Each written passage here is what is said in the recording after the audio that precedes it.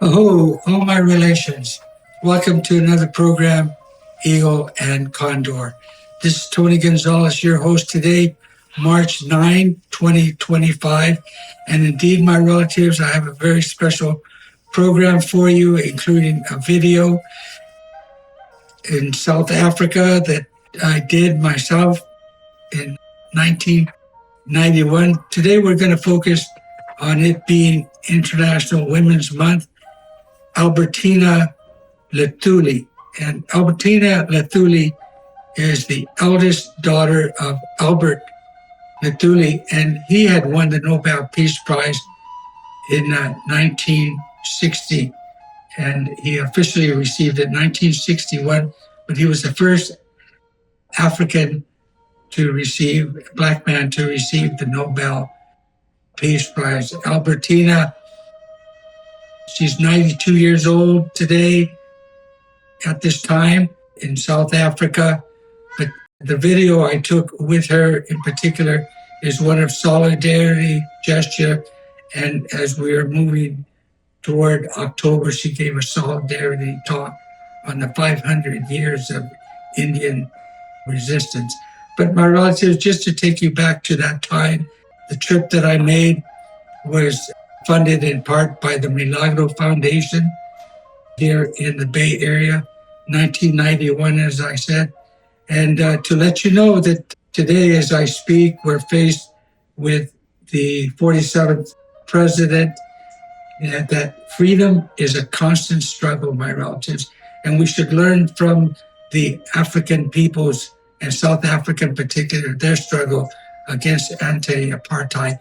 And I must say that at least 3, 4, maybe 5 cronies around the 47th president today are from South Africa themselves, grown up and raised there, and they are the billionaires that are with him and giving him these ideas. So, as I said, freedom is a constant struggle, and we learn from the past. Now, my trip there included, and you'll see in the video, Nelson Mandela speaking in Durban at King Stadium. And then the meeting, the conference itself there in Durban had to be cut short because there was turmoil outside the stadium. But during my time there as well, I had the great privilege of not only being with Nelson Mandela, but having met Oliver Tambo, who took the place of Albert Lutuli on his death in 1967 by a train that hit him. And that today is still under investigation, my relatives. But having met Oliver Tambo, and then as an ANC leader, and then Nelson Mandela becoming the ANC leader on his release. But I also met Chris Hani, who was the military commander of ANC during that time, who was also assassinated shortly after Nelson Mandela's release and the apartheid system went down. So it was a very important time. And just to take you back a little bit, my relatives, Archbishop Desmond Tutu, who helped launch the anti-apartheid movement and the boycott on South Africa, he made his journey here to the United States in 1985. And he spoke at Stanford University. He initially spoke at Berkeley first, UC Berkeley, that is, which started the anti-apartheid movement and boycott. Spoke at Stanford, as I said, and he also spoke at UC Davis in May of 1985. And Archbishop Desmond Tutu also visited Mill Valley here in Marin County, and I had the great pleasure of going there and meeting him, along with my mentor at that time and leader of the American Indian movement on the West Coast, Bill Wapapa, who was also the director of the International Indian Treaty Council at that time. This is just to give you a summary of that time, my relatives, and my meeting with Albertina Lutuli. So the video that you're going to see is a kaleidoscope of my travels there, including, as I said, Nelson Mandela speaking at King Stadium in Durban and Albertina talking. You'll see the toy dance by the community. So I hope you enjoy this for International Women's Month. My relatives, and just like Nelson Mandela, who was released after 27 years in prison, I want to remind you that our great friend of the American Indian movement and leader who was in prison nearly 50 years, Leonard Peltier, is now free, my relatives. He's in Belcourt, North Dakota. He's receiving the medical attention that he has. He's restricted to his home as under clemency that was provided by then President Joe Biden. One of his last minute acts was the clemency for Leonard Peltier on January 19, 2025. For that, we are very grateful. So, my relatives, having said all this, I hope you enjoyed this video. And remember, freedom is a constant struggle. Aho, all my relations.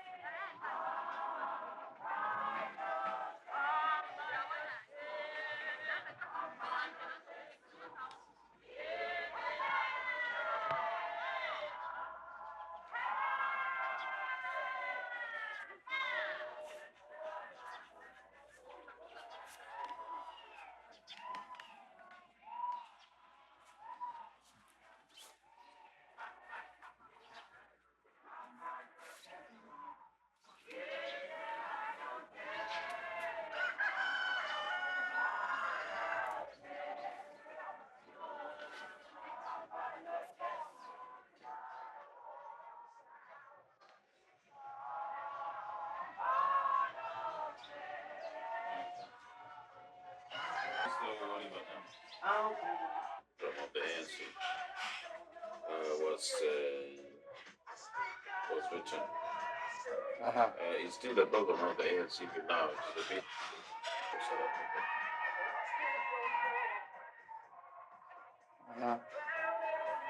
And I'm sorry, I can't pronounce his name. Albert Albert Lutrudi. Bertrudi? Lutrudi. Lutrudi. Yes. So Albert Lutrudi. When did you said he received the Nobel Peace Prize? The Nobel Peace Prize.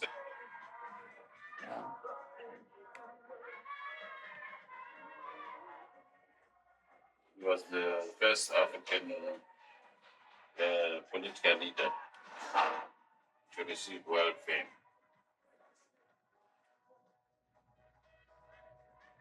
Is that his picture over there on the wall? Yes, that's his picture when he was still on, and when he was already around 1960. The other one was around 1950, in the early 50s. The other one,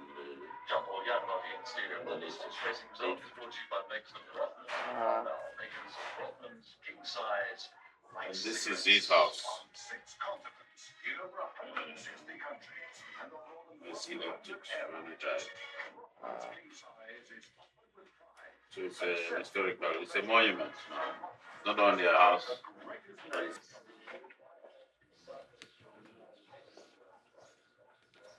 Albertine, can you tell us a little bit about your father, what he was like, and how he struggled, and also when he received the Nobel Prize and like this? Yes. My father was born in 1898. Yeah. And he grew up here in Crowdview. He was born in Zimbabwe, but in fact, it's because his father was at that particular time working in what is called Zimbabwe today. But he grew up in this very house at which we are standing right now. And he was educated at Crowdville here and went to for higher education and the teacher training in Adams College. And he sort of showed himself at an early age to be interested in working for the advancement of the people really around him all the time. Uh-huh. At Adams College, he was in what I would call positions of service. And I grew up realizing this because in the bedrooms here, there were some awards which he received whilst he was a teacher at Adams College in writing. And in 1935, he was called from teaching to come and be the chief of the Abamakoloni tribe here at Crowdville Mission. The people of Crowdville wanted him to become their chief. In this reserve, this Crowdville Mission, you don't have traditional chief. You're elected by the people. You come from the people. I see. Yes, and though he was teaching at the time, they insisted that he leaves his teaching and comes to take up chieftainship. He wanted his services. So here at Crowdville, he spent a good time of his life trying to improve the life of the community as chief. In agriculture, he was interested in putting cane growing on a sensible footing. People in Crowdville live on sugar plantations. They make their living that way. He started an association of the Crowdville Cane Sugars Association to get it organized so that people don't act individually. And there are many such, ideas that he brought to the community. He was interested in seeing about education, started night school for the migrant workers who come here because there's sugar plantations. So he was in the church, active as a preacher, a deacon, and at the same time interested in things outside Crowdville itself, in provincial and national level, all that affected the life of the African in terms of being put at the bottom of the ladder. And latterly in his life,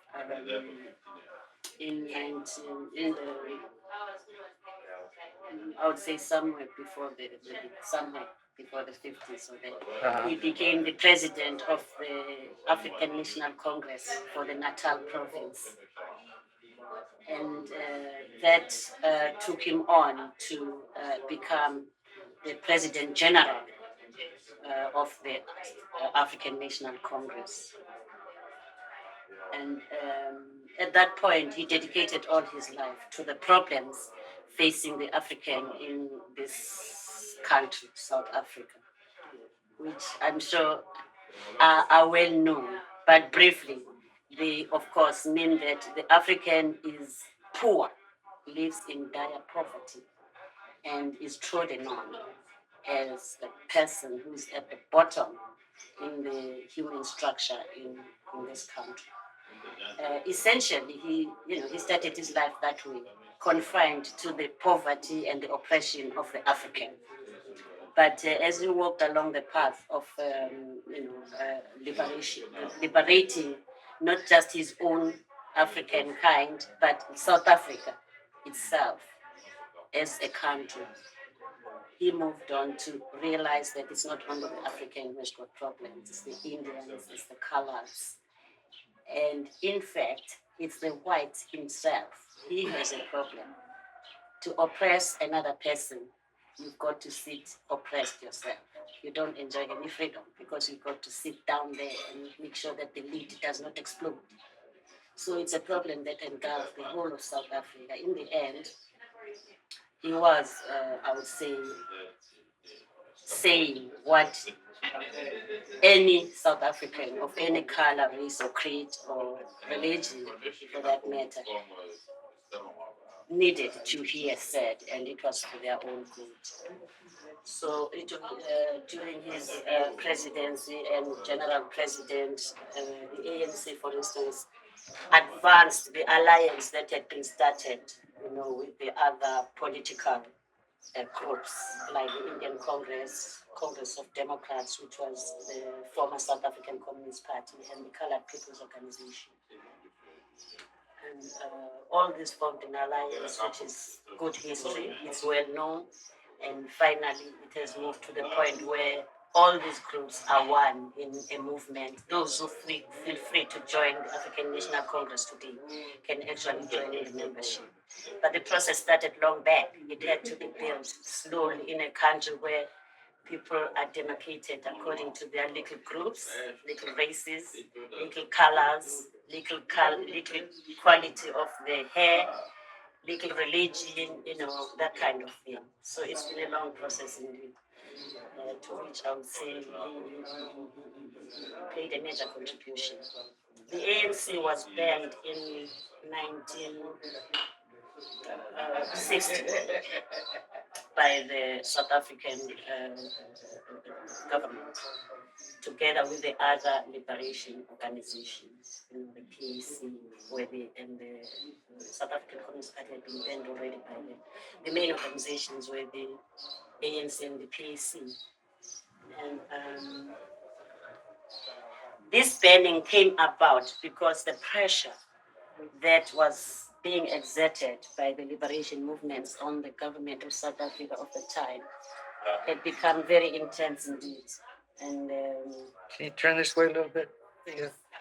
had become intense. And so they needed to come more or less with an axe, a heavy bomb. And the organizations then had to turn underground. This was accompanied, the bannings had been there already. The bannings, the punishments, the restrictions on people's lives, and harassment of one kind or another. If I take my father in particular, Chief Mutulu, he suffered these limitations to his freedom of movement, of speech, and of association. He became confined at the end, as the banning orders usually start mildly, if I can say so, moderate, 2 years, and then 3 years, and then 5 years, and then they repeat 5 years, and then they tell you, maybe they say you can go to Stanger, which is our town here, our local town, and then they say you can't go to Stanger, and then the next one says you cannot associate with anyone except members of your family, and you can't go to church. Even you can't go to church on Sundays and commune with other people in religion, as far as religion goes. And you can meet only one visitor at a time, one person, and no more than that. And then they go on to make your life uncomfortable, in that even within your neighborhood, you feel that there are eyes that are there for the security forces, to make sure that you feel uncomfortable all the time and harassed. And he had come to that point really where in the end he was totally isolated. Totally isolated. At this point, I suppose I can say that there is no way, there is no government that has ever succeeded, to stem the instinct of that exists in people to want to get rid of the chains of oppression. So certainly during this period of isolation and harassment and bannings, it was impossible to stop the African National Congress finding ways of surviving and carrying on the work of liberating South Africa. So he was, in fact, somehow carrying on the work that needed to be done with all the limitations that I've just alluded to. So there was some, they found ways of carrying on and meeting him and that kind of thing. You have to play games with the system in order to hard games, not just boy games. You have to find ways of carrying on the struggle, which the African National Congress did do. Now, this happened in 1960. The intensification of the onslaught by the government of South Africa on the African National Congress. At that time, I think the world, in recognition of the efforts of the oppressed people in South Africa to bring some light to this dark country, dark in referring to what was happening. And I'm not referring to color or anything, but to the happenings here, they were dark. In order to bring light to this country and to recognize that the African National Congress was, in fact, the organization within the country that was making sense to them, even in countries yonder. My father was awarded the Alfred Nobel Peace Prize by which is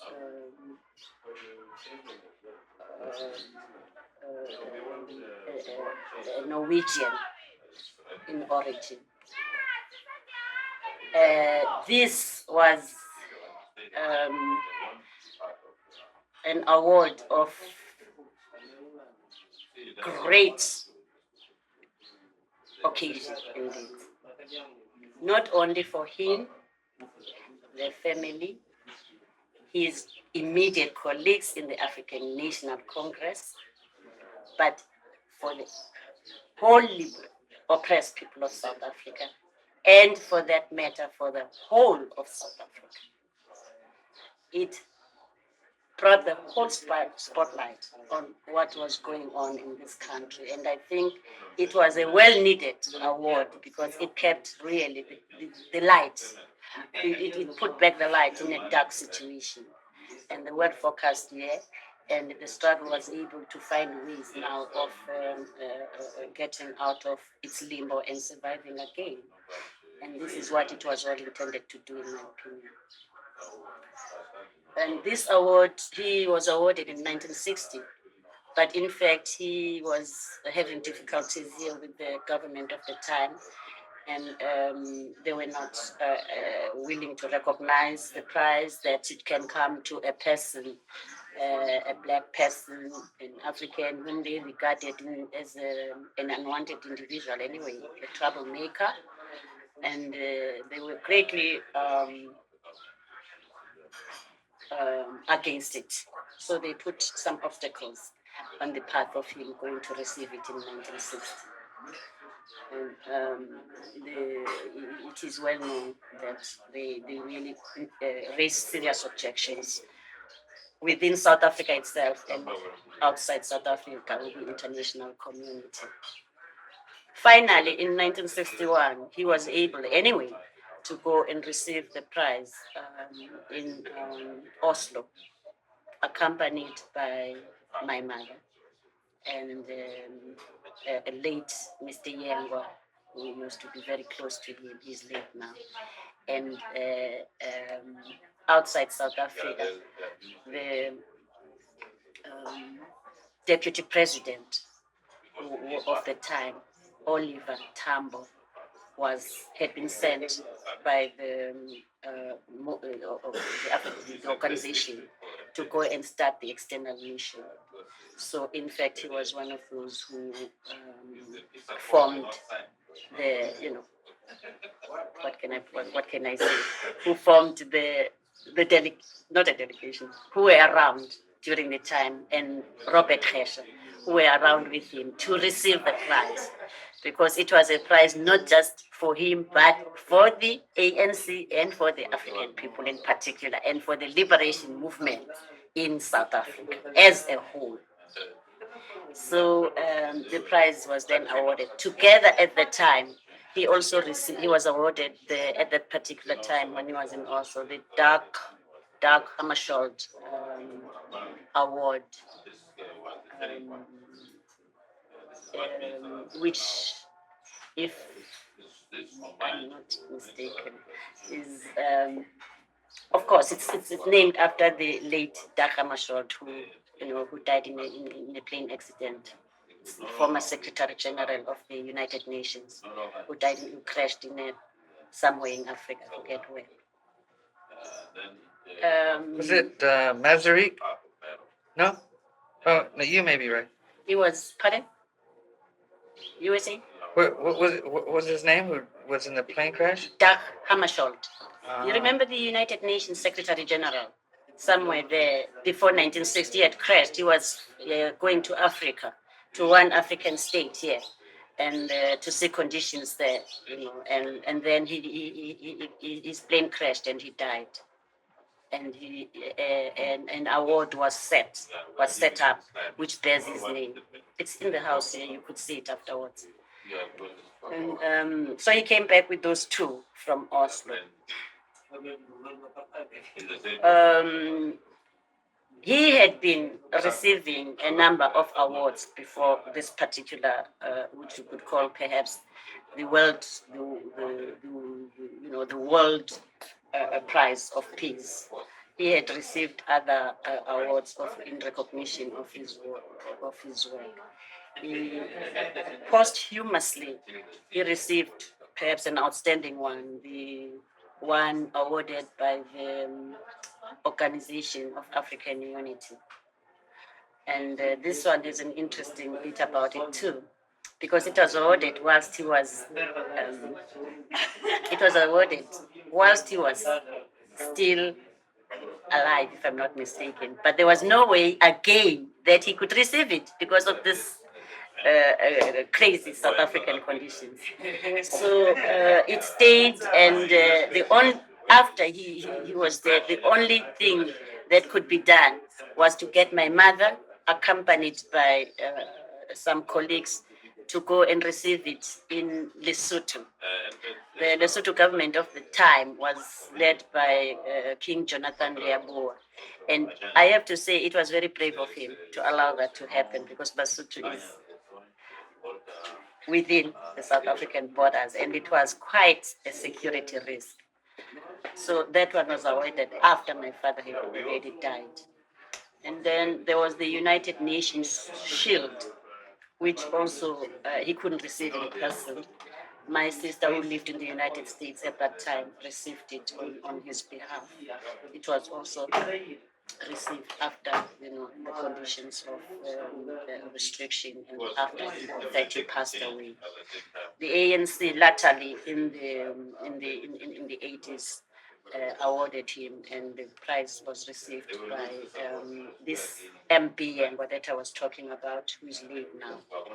Perhaps one of the prizes of recognition, which is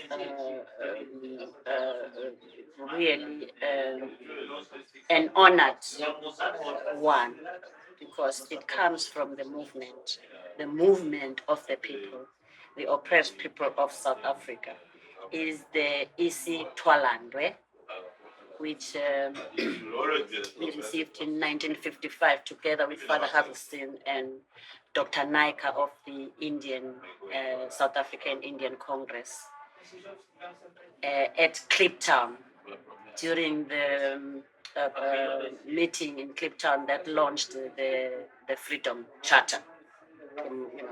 The historic meeting of 1955, where the Freedom Charter was launched and adopted by the masses of South Africa. It is the blueprint right now for a future South Africa. And during that time, he was confined and restricted to Crowdview, so he was not able to travel to that conference either. And I would say it is, in fact, after that conference that the South African government, it was like you had stepped on the tail of a dangerous snake because it began to hit like mad. It just infuriated them to no end. They began to really hit back and to use all sorts of terrorist measures, against the leaders of the liberation movement. So in the end, I would say that my father lived that painful, isolated life, intensifying from 1960, culminating in his death in July 1967. He became very lonely, isolated, and frustrated. He wasn't showing this, but he was a man of the people. If you're a man of the people, you are a man of the people. When you find that chains are daily being tightened around you, it isn't anything that one could rejoice in. He wasn't a broken man. It was impossible to break him. But life was very difficult for him. It wasn't the kind of existence that he wanted. He wanted to be with the people. He wanted to talk to the people. He wanted to see how they lived and continue to find ways and devise ways of improving their lives at community level, here at Cloudville itself, and at national level. Now, I'll just touch a bit, perhaps as a father to me and as a family man. I don't think anyone could have wished for a better father. He was a loving, kind, understanding father who gives advice when it's needed. And he guides. He wants to know from you what you want to do with your life. He tries to tell you these are the subjects you must do at school if you want to be that later on, if you want to this and that. And he was a man who never had money. He was always poor, but somehow he managed with the help of my mother, who is a hardworking woman. Yes, who is always worked very, very, very hard indeed. She had to work to be husband. She had to work to be a man in the house and a woman in the house as well, whilst he was busy doing these other things to help the community and his involvement with the liberation of his people. He was therefore not the one that I would tend to say, Baba, I want a dress, a new dress. Yes, we turn to him, and then he goes at his own time and has to discuss with mine, say, Mapingu, have we got anything? you know. So that was it worked well. It was a happy family always, and we miss him tremendously. Now, his death came, of course, as an unexpected great shock indeed. It's better if a person becomes sick. He had, in the few years prior to that, survived a serious illness, a stroke, and a coronary heart attack, which nearly killed him. But he survived that and gradually managed to, though ailing, but he managed to resume normal life as a healthy individual. So at the time, we didn't expect anything to happen. We thought he had some years still to go. He was only 67. And I remember when that happened, I was driving from a surgery myself, going to my residential place, Claremont. And I got there and found that an announcement had been heard on radio that he had been knocked by the train at Glada. It was unbelievable. I mean, the whole country was shocked. The whole country was thrown into a state of mourning. And were numbed. the events surround. We don't know the events surrounding his death. We don't know the actual truth surrounding his death. But I believe one has to say here that it's been branded around a lot that he was deaf and couldn't hear the train when it whistled. Now, it is just not true. My father's hearing was perfect. He was able to hear, he could hear, you knock on the other door when he was sitting here in the lounge. He could hear just as well as you and I. The stroke had left him with one of his eyes partially impaired. He had partial impairment of one of the eyes, but he compensated in time, and he was reading without any problems and all that. But his hearing was good. So mystery continues to surround the death of my father, and it is something that we are very, very unhappy about. We're very unhappy about as a family, and I think that this feeling of unhappiness and suspicion that something happened is shared not just by the family, but by all those who knew him and knew him closely.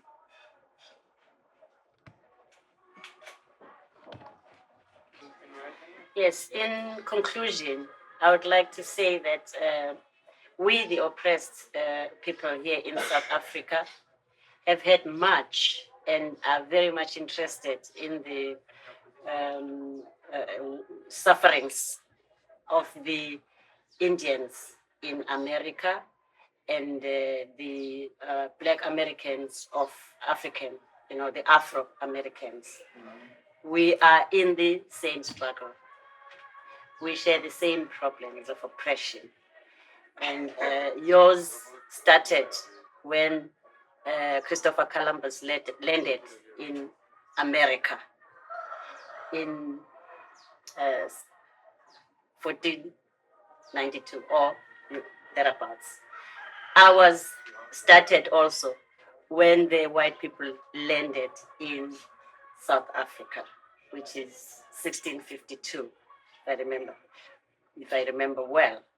And I do hope that you take heart in knowing that you're close to us, we are close to you. I can say so for sure.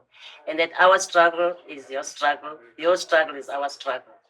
And one day we shall all be happy, liberated people and enjoying human rights and human freedoms that we are entitled to. God bless.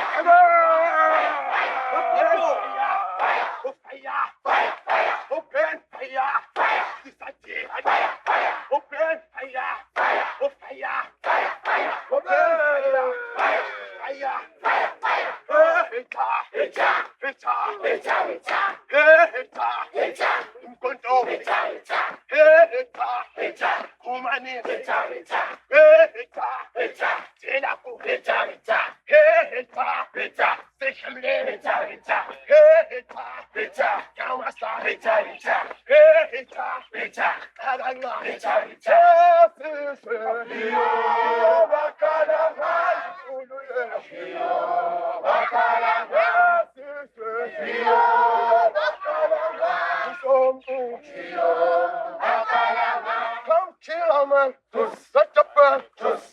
Come kill a man, wherever. They're clean and good. Salawa, they're clean and good. South Africa, they're clean and good. ANC, stand on the silver.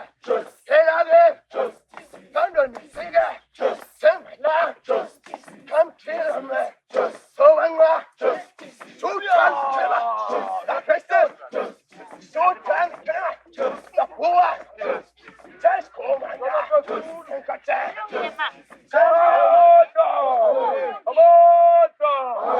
Africa,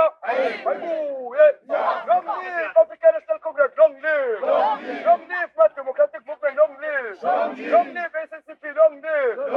This upon whom control we are dying. This upon whom receive them need. This upon whom control this upon whom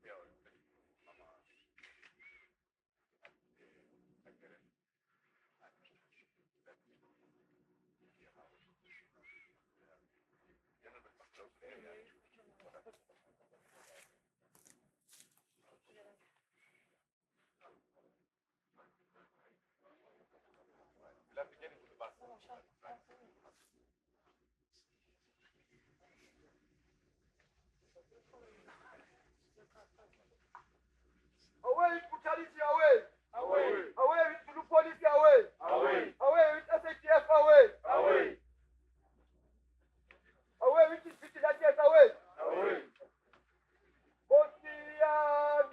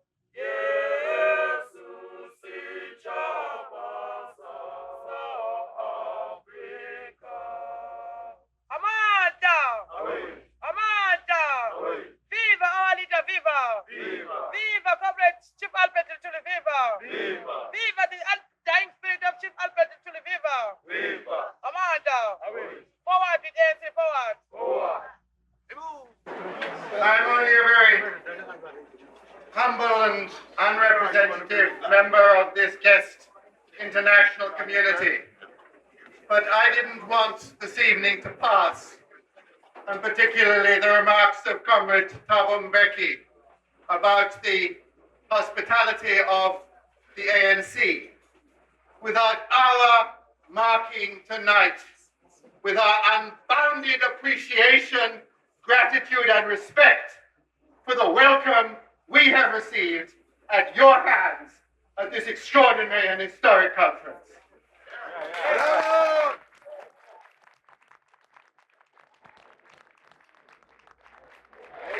We would like to thank you, but we would like to do more than thank you.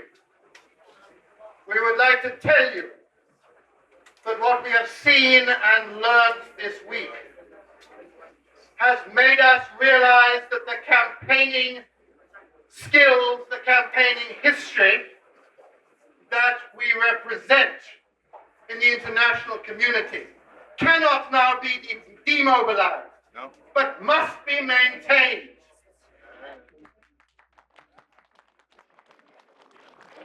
We do not know. We hope for the August Peace Conference, but we do not know when this violence will end, and we have to alert world opinion, which is distorting the causes of the violence in a racist way.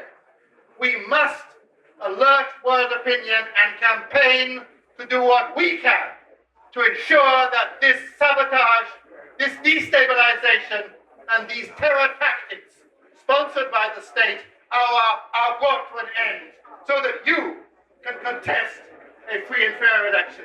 We wish you joy and we give you thanks.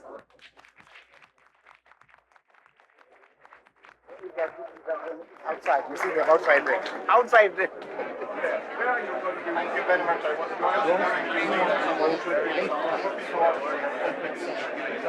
was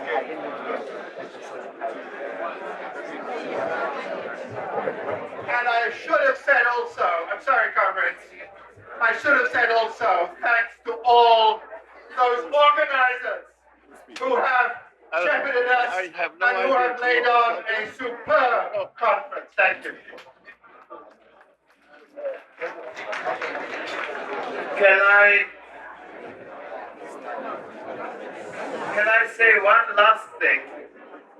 We have just received a message from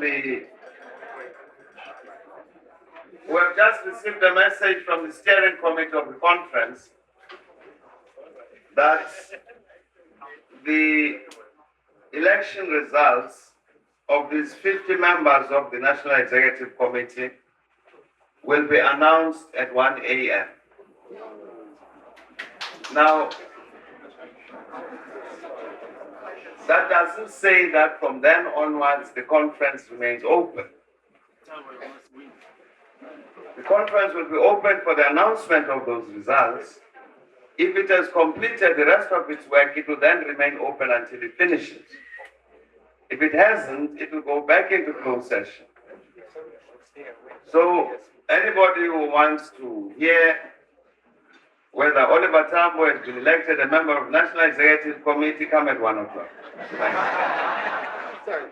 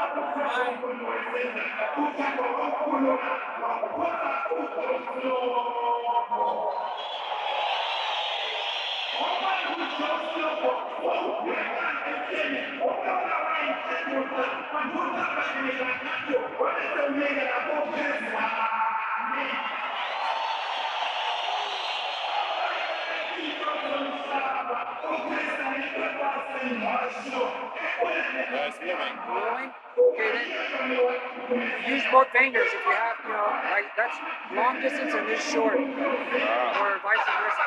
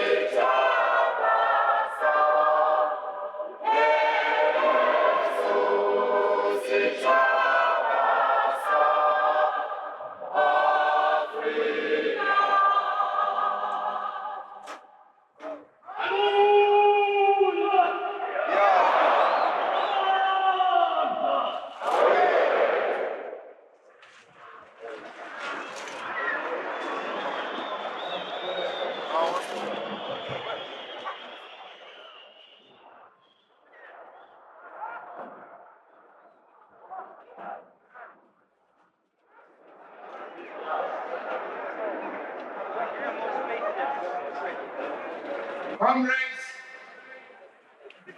I will start my address by introducing comrade prisoners from Paulsboro and from Johannesburg.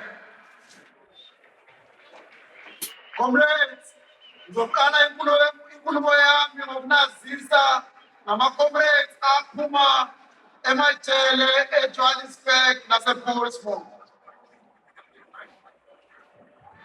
In normal times, I would have said something about them apart from merely mentioning their names and asking them to stand.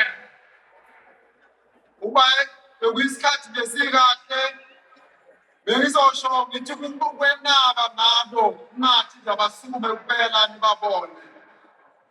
But it is very late in the day, and the people are keen to return to their homes because of the violence that is raging in this area. Nokho-ke kusho ngomnyama, ngakho-ke kufanele abakhuthaza sisibadedele ngoba khona nodlame. You will therefore excuse me because I'm going to be very brief indeed in what I'm going to say. Ngizomxolela-ke ngoba ngizokwenaba kakhulu namhlanje. Firstly, in regard to our comrades who come from prison, I have Mandla Vilakazi. Ama-comrades aphuma ejele aphuma izolo, sino-comrade uMandla Vilakazi.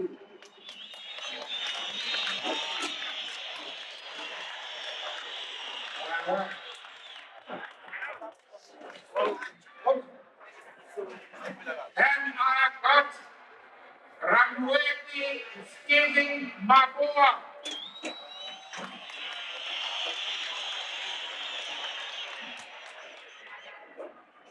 The third one is Ati Piri.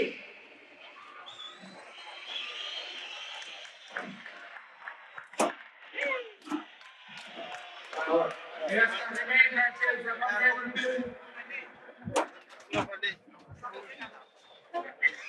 the third is Halafa Khaled Mokhesha. Khaled Mokhesha. What's the name, Lord? The next one is Wadonzi Allen Mama.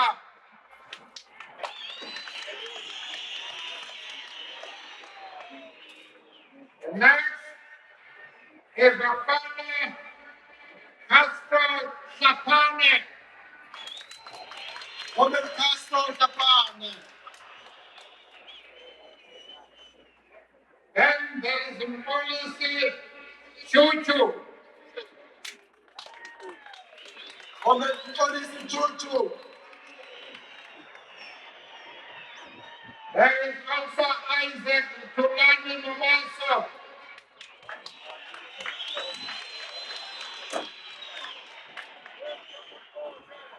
Then we have Nero Otane.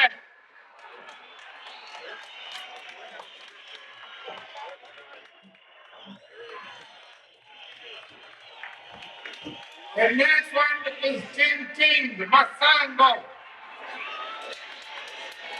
I'm coming Tintin Masango. Then there is Tabu Masena.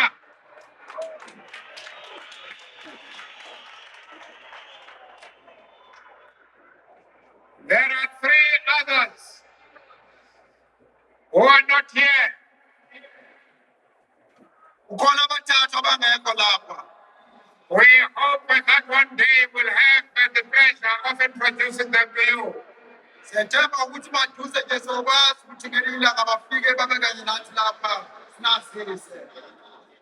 you very much, comrades. You can return your seats.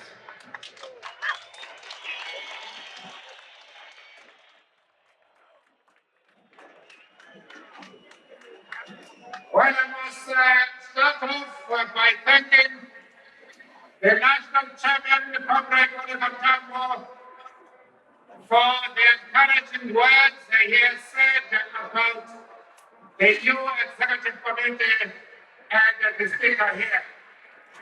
Ngizoqala ngokubonga usihlalo kaKhongolose, usihlalo kaSizwelonke kaKhongolose, uComrade Oliver Tambo, ngamazwi amnandi awashilo ale komiti kaZwelonke.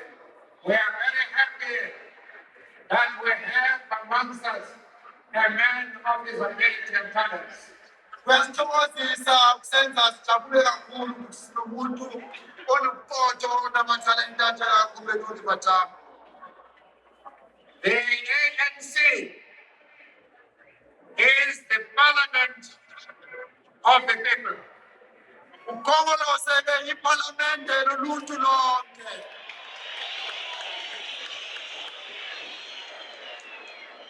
Our parliament has now ended its deliberations Iphalamende lethu ke African National Congress useyiqedile ingxoxo zakhe zoba ephalamende ngokutheleni. never since the People's Congress, the Congress of the People in 1955, has there ever been such a representative gathering in the history of our country. Umlando walelizwe lokwathi ngo-1955 eCape Town ukuthi bekhona inhlanganisela yabantu elimele zonke imikhakha yabantu baSouth Africa abacindezelwe njengaleli siphuma kulo. As far as the majority is concerned, our conference is more representative and has greater authority than the illegitimate tricameral parliament. Inkundla lena siphuma kuyo emele uqaba lweningi ecindezelwe iyona ebonakala ukuthi ikhulumela intando yeningi kunalo uhulumeni onomgogwana wedlanzana wobandlululo. It is more democratic than the Congress of any party, including the National Party. Ilawulwa uKhongolose ulawulwa ngentando yeningi okudlula noma yiphi inhlangano lapha eSouth Africa okuhlanganisa lokho neqembu likaNelisha Party. Those who say we are not ready for democracy should have witnessed our proceedings. Labo abathi asikafiki esikeni lokuthi sibuzwe ngentando yeningi befanele babe bathumela iy'gudane babone kuleya ngqungquthela elapha eThekwini wesibili.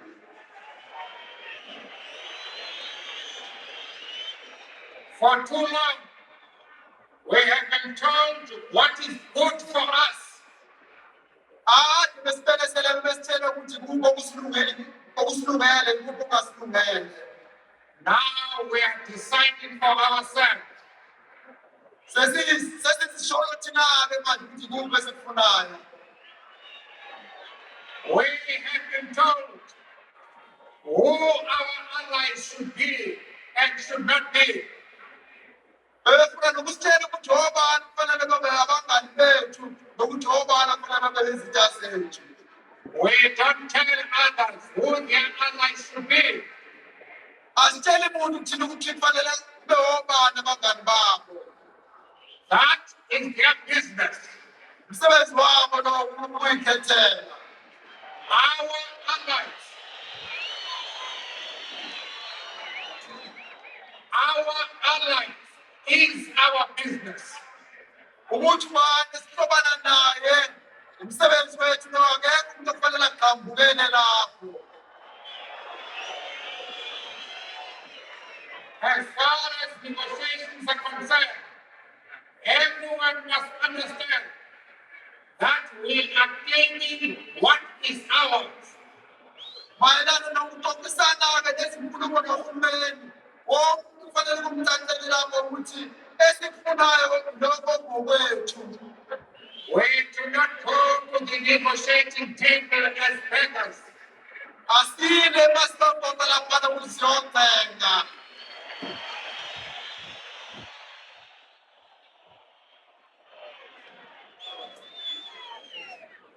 Compromise may be unavoidable on some questions, but surrender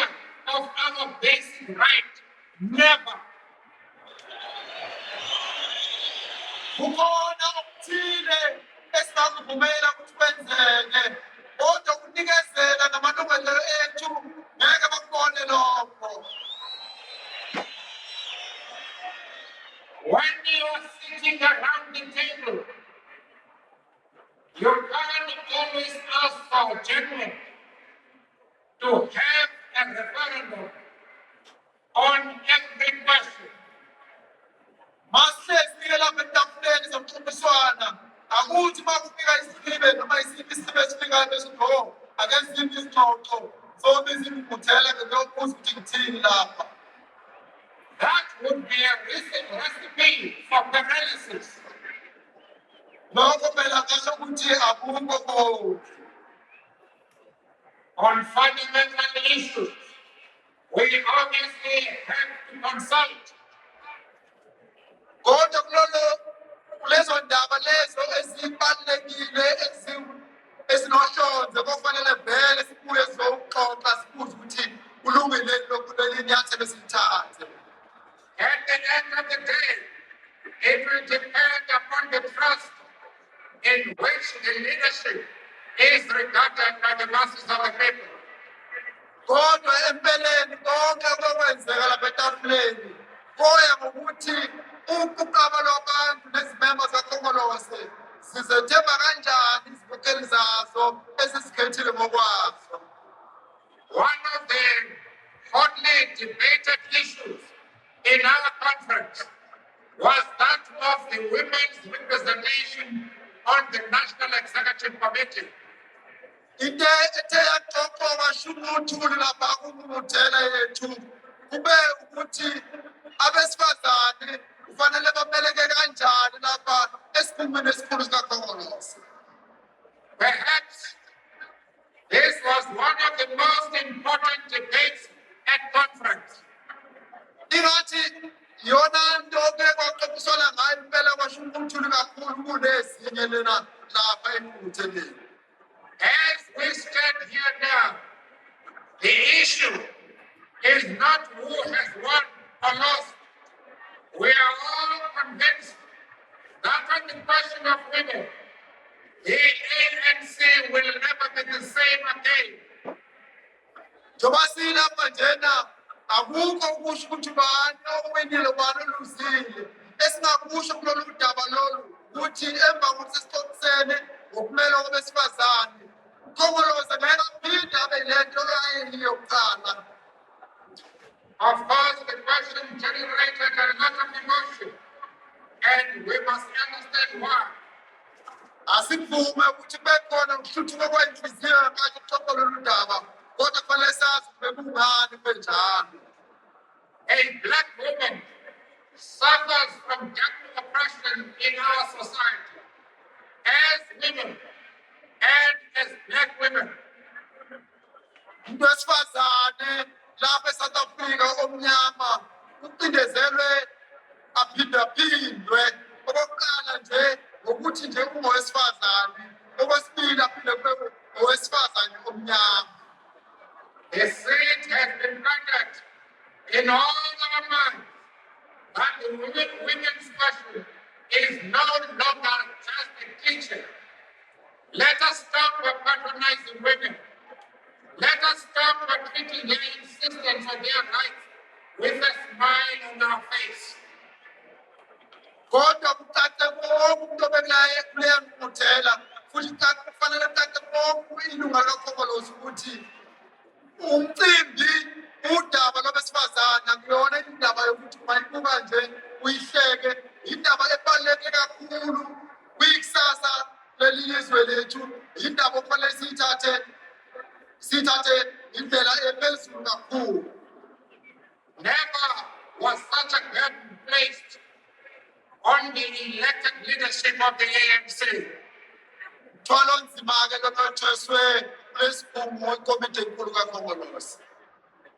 Our task is not only to come to our next conference with a stronger and more powerful ANC, but together with you, it is to deliver before our next conference a new non-racial, united democratic South Africa. Njoba sithe sakhethwa izolo, injongo yethu akuyona ukuthi sithi sibuyele ngo-1994 kwinkomfa elandelayo kakhongolose, mhlambe sesinokhongolose oqinile onamandla. Kodwa injongo yethu ukuthi kuyashaya u-1994 sokunohulumeni wentando yeningi lapha eSouth Africa.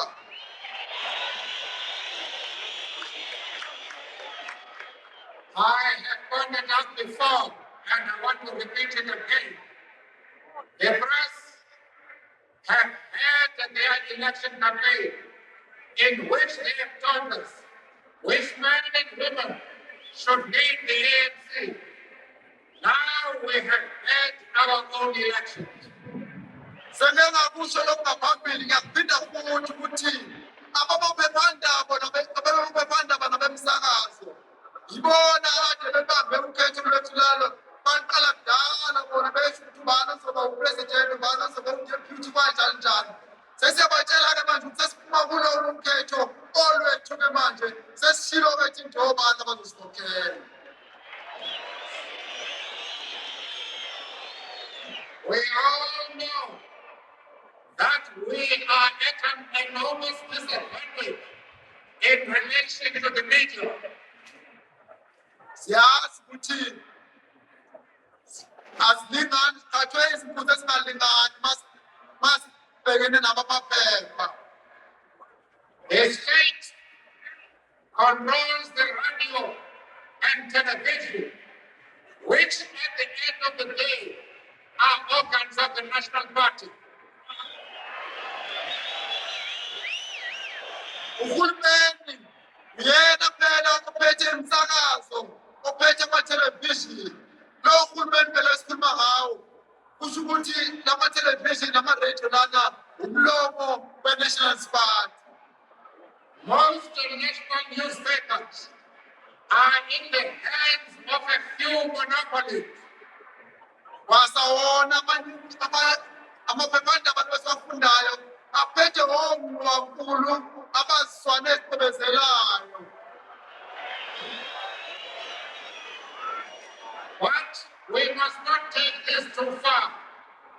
We must accept that the press has not only the right, but also the duty to think of under scrutiny. Akufanele-ke kodwa sibe nehaba, kufanele siphume futhi ukuthi amaphephandaba anelungelo lokusigxeka basihlole bangabe singasenzi lento kufanele siyenze ukumela intando yeningi. The position we occupy today, we have earned through our own achievements. Leli simo sesifike kulo namhlanje sifike kulo ngesithuthuthu zethu. Of course, we have the right to object to misinformation, disinformation, and manipulation by the media. Sinelungelo kodwa-ke phela lokukhuza lapha amaphephandaba mase ehubhuza nje ekabhejani. Sisho futhi lapho sebesetshenziswa nabo sebenza inhloso zabo bengasalipoti iqiniso njengoba linjalo.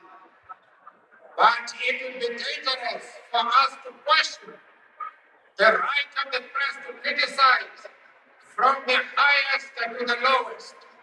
Kodwa siyavuma ukuthi amaphephandaba banalo lonke ilungelo lokugxeka bahlole okwenziwa mongameli ukuthi kufike nokwenziwa yilunga nje phakathi kakhongolose.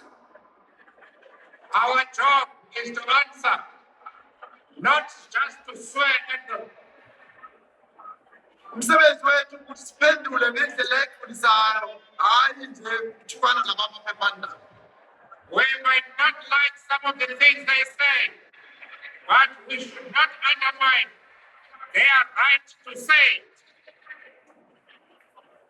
Ngenzeka singakuthandi ukubhalwa amaphephandaba, kodwa analo lonke ilungelo lokukubhala nokusho lokho abasuke bekusho. If we did that, we would help to undermine the most cherished values we stand for. Mangabe singaqala manje esixabana nabamaphephandaba, ngasho ukuthi lento esithi siyayimela yentando yeningi, umuntu akhulumele yonke esenhliziyweni yakhe ngaphandle kwesaba, kosho ukuthi ngabe siyayiphikisa leyo nto leyo. The media has to do their job. amaphephandaba kufanele enze umsebenzi wawo. But we have to do ours. Thina kodwa kufanele senze wethu. And we cannot do it when our members hear for the first time about the important decisions of the National Executive Committee from the press instead of from us. Ngeke ukukhulule ukuthi masenza wethu umsebenzi kaKhongolose ukukhulula iSouth Africa.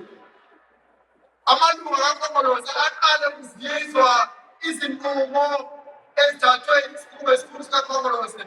Bawukuzwe lokho emaphephandabeni bangakuzwa ema-ofisi kaKhongolose.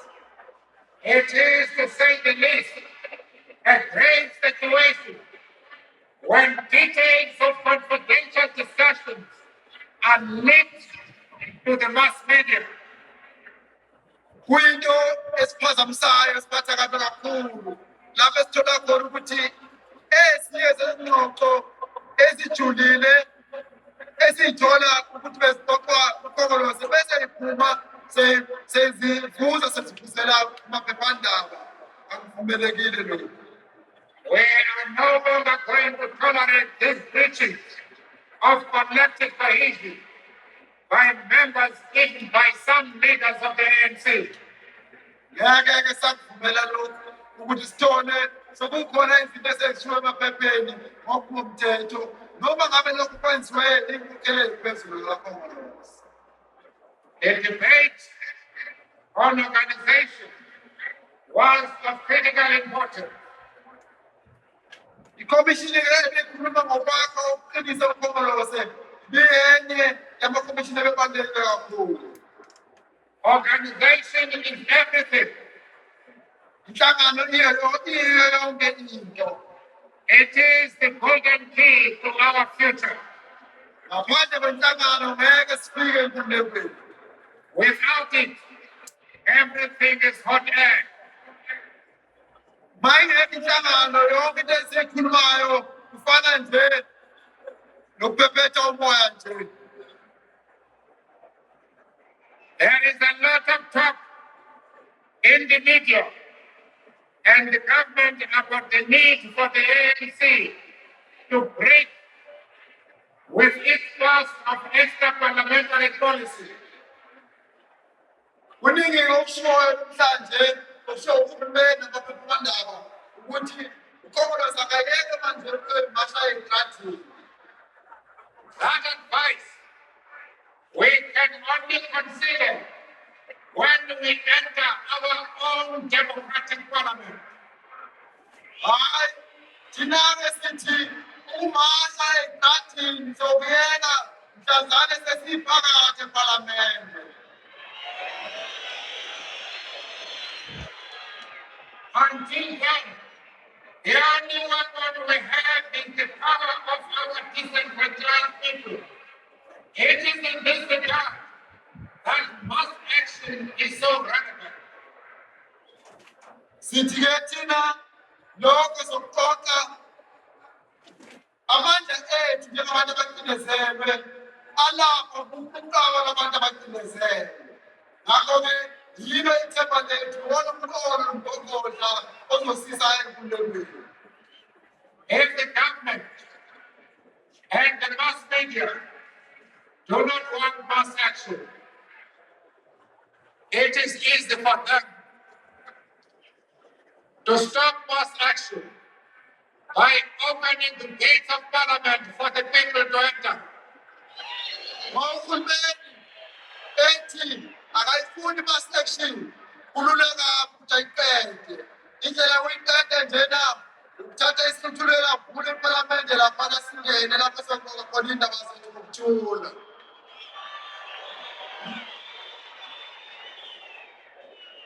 I have already told you that because of the time, the lateness of the day, and because of the cold, I will merely summarize what I had to say today to you.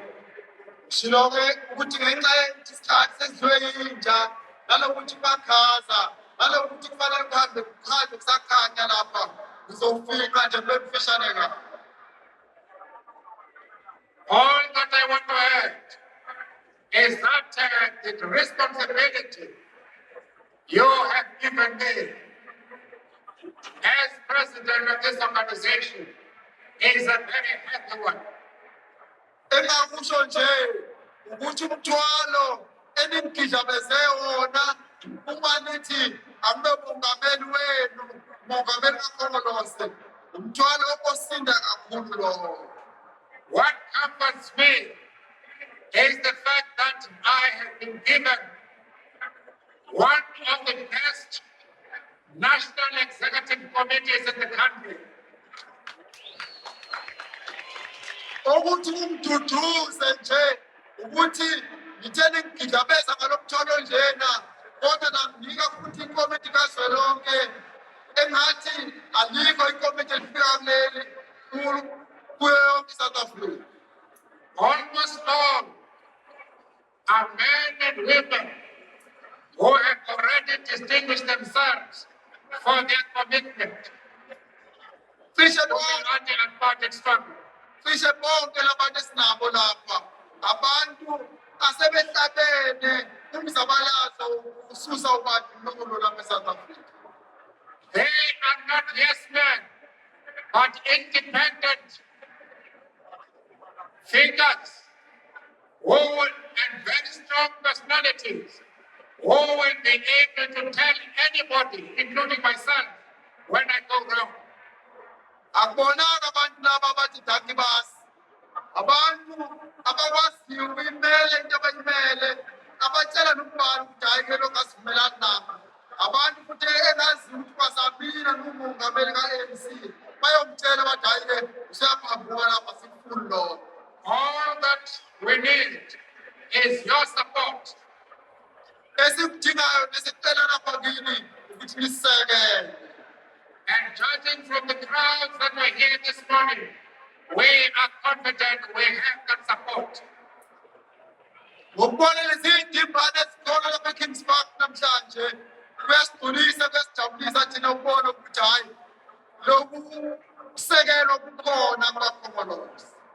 May you, at the end of this meeting, return home safely in the knowledge that you have got a very powerful organization that is determined